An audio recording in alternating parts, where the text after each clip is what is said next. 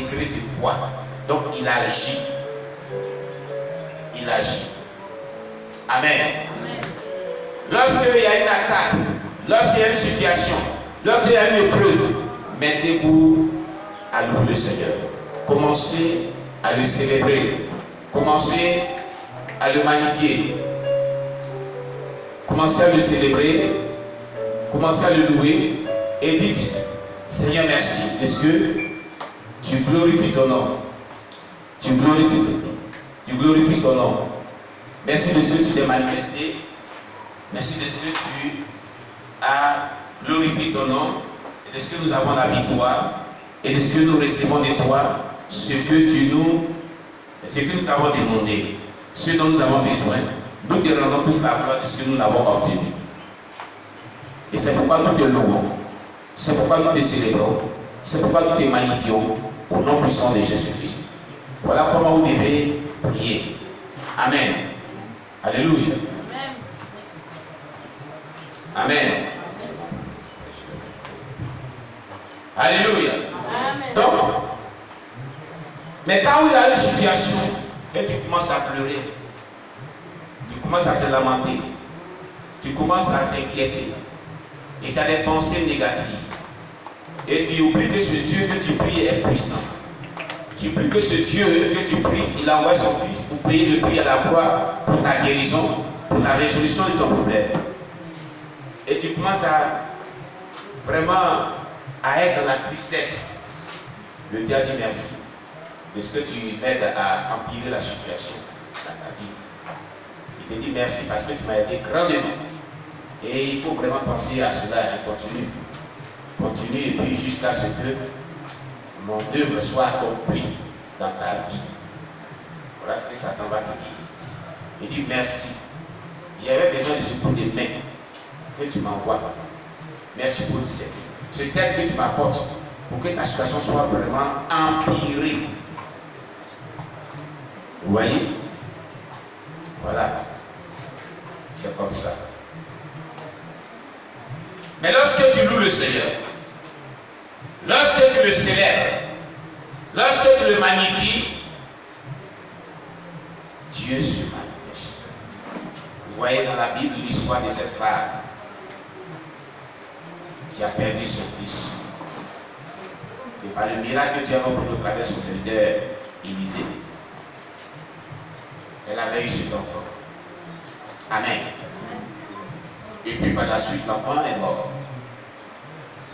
Lorsqu'ils ont fait appel à Élisée, le prophète, il a envoyé à Géasi. Géasi a échoué parce qu'il n'est pas un bon disciple.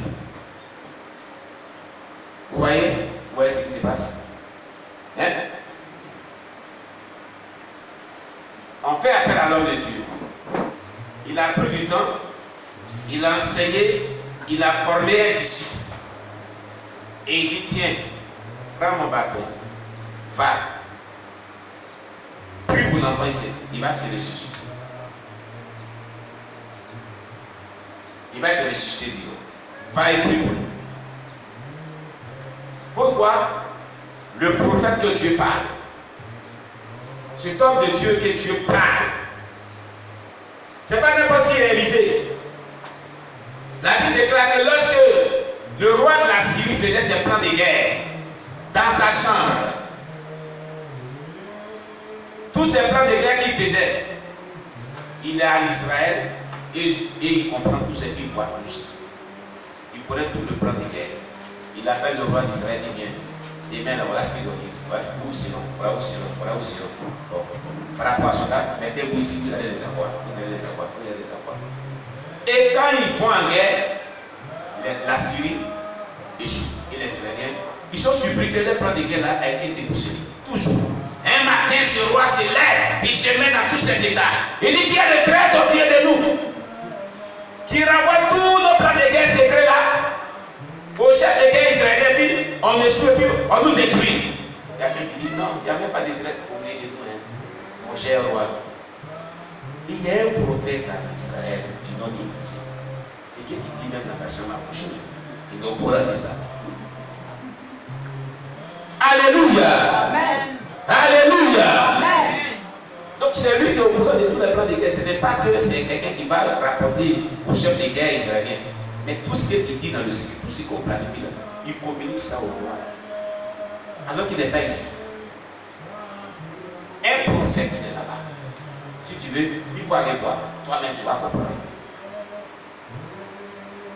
Un tel homme à qui Dieu parle de cette manière, à une telle dimension, il ordonne à son fils spirituel, disciple de son état, va et prie pour l'enfant, il sera ressuscité. Il est mort. Et il va être béni. Je vous dis la vérité, ça fait très mal au cœur quand c'est comme ça. Quand tu es un père de la foi, ça fait très mal au cœur. C'est comme si tu as échoué 2 fois. Ce n'est pas Géasi qui a échoué, c'est lui qui avait échoué. Quand tu envoies quelqu'un qu'on le frappe, c'est lui qui l'a frappé. Ils t'ont frappé 2 fois. Ils ont frappé celui qui t'a envoyé, ils t'ont frappé. Ça veut dire une grande humiliation. Mais pourquoi Géasi a échoué? Parce que Géasi n'était pas un bon disciple.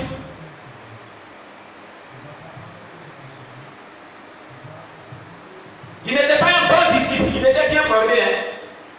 Le prophète Jésus lui donnait tout le nécessaire pour qu'il soit un homme de Dieu efficace. Il mettait tout à sa disposition. Tout ce qui est nécessaire, tout ce qui était le secret. Si quelqu'un n'a pas le secret des miracles, n'a pas lui d'aller prier pour un mois pour qu'il ressuscite, il lui avait profité le secret des miracles. S'il n'avait pas reçu cette capacité pour opérer les miracles, le prophète Élisée n'a pas dit va et prie pour l'enfant. Il lui avait communiqué l'onction des miracles. Ce qui veut dire que tu peux tout recevoir et tu peux échouer. Si tu n'es pas bien toi-même. Tu comprends bien? Tu peux mettre tout à ta disposition et tu peux échouer. On peut te donner des milliards et tu n'as rien fait avec. C'est ce qui s'est passé ce jour-là. Les gens pensent que réussir sa vie chrétienne, c'est être tout le temps à l'église. Être enseigné, être enseigné, être enseigné. Mais le résultat est nul. Tu es enseigné, on te donne tout. On te donne tout ce qu'il faut. On prie pour toi, on fait tout. Mais ta vie spirituelle reste la même. Tu n'es pas efficace dans l'œuvre de Dieu. Pourquoi? Géasi n'a pas été efficace. Hein? Géasi n'a pas été parce qu'il n'était pas dans la sainteté. Sa sainteté connaissait les difficultés. Quand on dit qu'il n'est pas un bon disciple, c'est-à-dire que sa relation avec Dieu n'est pas bonne. Et ça veut dire, vous ne comprenez pas ça? C'est parce que sa relation avec Dieu était mauvaise. Donc tu peux tout recevoir d'un père spirituel. Il peut jouer bien son rôle. Élisée le prophète jouait très bien son rôle auprès de Géasi. Mais Géasi avait jugé bon de ne pas avoir une bonne relation avec Dieu. C'est un choix. Quelqu'un comprend ce que j'ai en train de dire? Et c'est ce qui a fait qu'il a échoué. Et il veut le parler à plusieurs reprises, mais quand il a vu que vraiment tout c'était trop, à l'histoire de Naaman le Syrien, il a maudit. Et c'est le côté qui m'avait très mal. Son unique fils spirituel le maudit. Tellement que l'homme de Dieu était en colère, il a maudit. Il dit que la lèpre de Naaman va s'attacher à toi pour toujours. Et cela arrivait à Géasi le plus vite possible. Sur le champ, Élisée le prophète est un homme de Dieu à qui il ne fallait pas jouer. Avec qui il ne fallait pas jouer. Non. Quand il déclare parole, ça s'accomplit dans l'immédiat. Dans l'immédiat, à la minute. C'est quelque chose à vous, ça accomplit. C'est quelque chose à vous, ça accomplit. Un jour, il y avait des enfants, comme il était chaud. Il était chaud, hein? Il y avait des enfants. Il passait puis des enfants de peut-être 7 ans, 8 ans, 9 ans, je ne sais plus. En tout cas, ce sont des enfants. Je suis moqué de lui. Monte, oh, le chauffe là. Oh, le chauffe, monte. Oh, le chauffe, monte. Il n'a pas adressé une parole à ses enfants. Il a regardé au ciel. Il dit, hé Dieu, pourquoi tu m'as créé comme ça? Deux solutions qui étaient capables de dérouler ses enfants. Tiens, dans la vie, cette histoire. Deux ours sont quittés quelque part de nulle part. Ils ont dévoré ses enfants sur le champ. Il y a des hommes de Dieu avec lesquels on échange. C'est un homme de Dieu comme ça qui t'envoie en mission. Et il ne peut pas t'envoyer si tu n'es pas capable. Il ne peut pas t'envoyer si tu n'as pas reçu toute la potentialité, tout le nécessaire. C'est parce qu'il s'est investi en toi. Il avait vu que tu avais tout reçu. Il t'envoie. Et il échoue. Écoutez, tu peux gêner, tu peux prier. Ça fait partie de l'onction.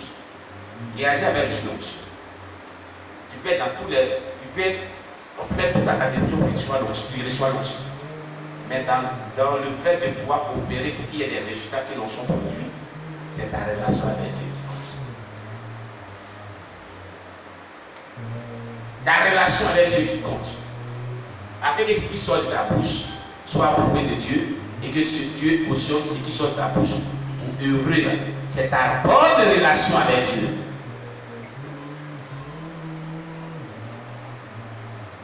Le jeûne de la prière ne suffit pas seulement. Ne suffit pas seulement. Le jeûne, la prière, l'étude là, ne suffit pas seulement. Tu vas pouvoir faire tout cela, mais si ta relation n'est pas pure, la Bible dit d'ailleurs Dieu n'exerce pas le péché. Quand tu as prié pour les jeunes, tu as crié à Dieu. Ce n'est pas prière que tu vas faire. Il va passer au bout des soucis. Tu pêches, il va t'associer. Donc, d'où vient la nécessité de développer une bonne relation de priorité avec Dieu, de sécurité avec Dieu. Si nous voulons voir des résultats, quand on exerce le ministère, ou quand vraiment on crie à Dieu pour une situation, si nous voulons voir des résultats, la sanctification oblige. Amen. Je ne sais pas pourquoi je commence à vous parler de ces genre de choses, mais ce n'est pas là mon message. Mais Dieu veut vraiment faire quelque chose. Parce qu'il a demandé à Dieu de me diriger ce matin comme habituellement. Les messages qu'il a préparés sont là. Mais ce n'est pas pour nous parler d'église. À partir de la louange. Je ne sais pas. Dieu nous charge à nous d'autres de former des disciples. Nous ne voulons pas des disciples qui assis au milieu de nous. Parce que ce n'était pas un bon disciple. Amen. Nous voulons des disciples. Élisée, qui était disciple du prophète et qui a fait mieux que son père spirituel, parce qu'il a donné tout pouvoir, le miracle d'Élisée, d'Élie le prophète. Pourquoi? Parce qu'il fut un bon disciple. Tout bon disciple devient un bon maître. Tout mauvais disciple devient un mauvais maître. Retenez ça toujours. Et quand il y a un disciple, quand le maître ou le père dit fais ça, il faut le faire. Lève-toi, va le faire. Alléluia. Lève-toi et va le faire. Mais ne reste pas là, ne fais rien. Les conséquences sont favorables. Amen. L'insoumission à un père ou à un disciple, à un maître, disons, n'est pas bonne. Géasi avait pour habitude d'être insoumis à Élisée. C'est pourquoi Élisée était vraiment fatigué de cela. Il a maudit. Mais il ne devait pas le maudire. Néanmoins, il ne devait pas le maudire. Mais il a maudit. Il a déclaré parole, c'est accompli. Faites attention aux hommes de Dieu qui sont loin. Et faites tout pour que les bonnes paroles sortent de leur bouche à votre égard. S'il est dans un mauvais état, qu'il met dans un mauvais état, une mauvaise parole sur sa bouche, ça va s'accomplir dans ta vie. C'est tout ce que Dieu a oint les bouches. Attention. Il ne faut pas faire, il va être dans un mauvais état, déclarer des paroles comme ça. C'était le cas de Géasi. Il a poussé à son père dans la voie. Et ce dernier a déclaré une parole, c'est accompli dans ça. Mais il faut susciter la joie pour que les paroles de bénédiction s'accomplissent. Sorte de la bouche, sorte de la bouche, sorte de la bouche. Pour que tu sois béni, pour que tu sois béni, pour que tu sois béni. Vous comprenez cela? Qui a lu l'histoire d'Élisée et Élias dans la Bible? Qui a lu quoi? Vous avez expliqué là où ramener les attentes? Hein? Ce n'est pas dans la Bible en main. C'est dans la Bible pour nous instruire dans ce domaine-là. Amen. Amen. Alléluia. Comprenons ce qui est en train d'être dit. Gloire à Jésus. Que le nom de Dieu soit béni. Qui est content, acclame le Seigneur Jésus.